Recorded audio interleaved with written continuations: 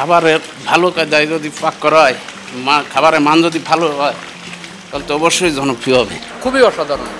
এটা আমার মনে হয় সারা বাংলাদেশে চুইঝালের গরুর মাংস সবারই প্রয়োজন, খাওয়া প্রয়োজন। প্রাকৃতিক সৌন্দর্যের অপরূপ সুন্দরবন আর নোনা পানির চিংড়ির স্বাদ, এটাই ছিল খুলনার পরিচিতি।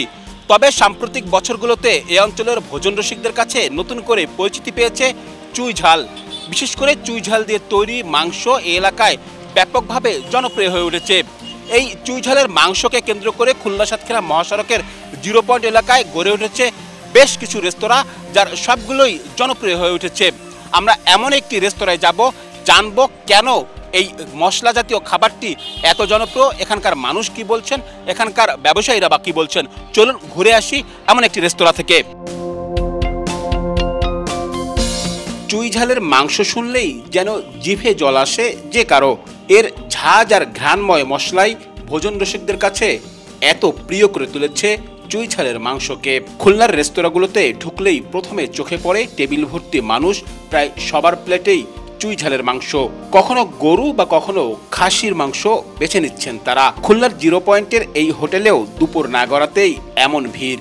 টেবিলে বসে যেমন খাচ্ছেন অনেকে, আবার অনেকেই পার্সেল করে নিয়ে যাচ্ছেন। কেউ রাজধানীতে নিয়ে যাচ্ছেন, আবার কেউ কেউ তো বিদেশেও পাঠাচ্ছেন রান্না করা এই মাংস।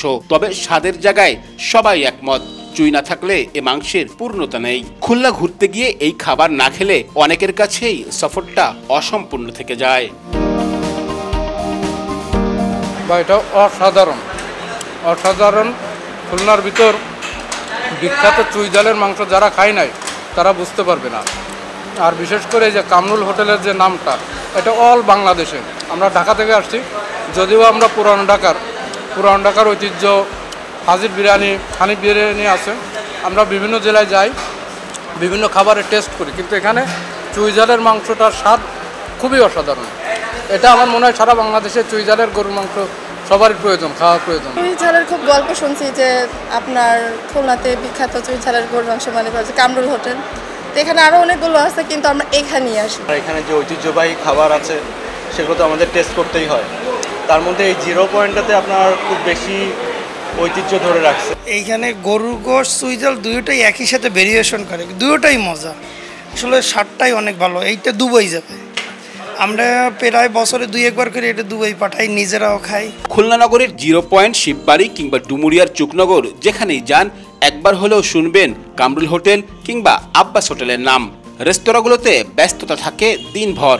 এই যেমন 0 পয়েন্ট এলাকার কামরুলের হোটেলে রান্না শুরু হয় ভোর রাত থেকে, যা চলে বিকেল পর্যন্ত।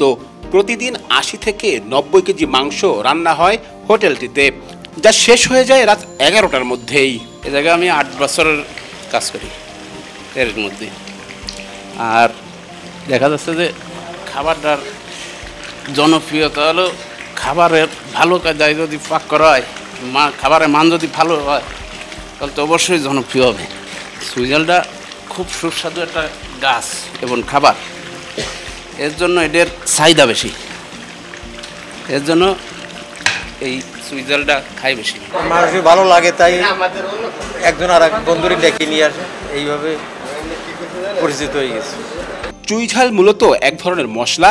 চুই গাছের কাণ্ড, শিকড় বা লতাকে ছোট ছোট টুকরো করে মশলা হিসেবে ব্যবহার করা হয়। খুলনার বটিয়াঘাটা, ডুমুরিয়া, সাতক্ষীরা, যশোর অঞ্চলে চুই গাছের চাষ বাড়ছে প্রতিনিয়ত। শুধু স্বাদ নয়, চুইঝালের রয়েছে নানা ভেষজ গুণও। চুইঝালের মাংস শুধু খাবার নয়, খুলনার সংস্কৃতির এক অংশ হয়ে উঠছে। স্বাদের বিশেষত্ব ও স্থানীয় ঐতিহ্যে চুইঝাল শুধু রসনায় নয়, খুলনার অর্থনীতিতেও রাখছে বড় অবদান। এর সঠিক ব্যবস্থাপনা, চাষ ও রপ্তানি এ অঞ্চলের সেই অর্থনীতির সম্ভাবনাকে আরও বাড়িয়ে তুলতে পারে। আব্দুল্লাহ আল মামুন রুবেল, সময় সংবাদ, খুলনা।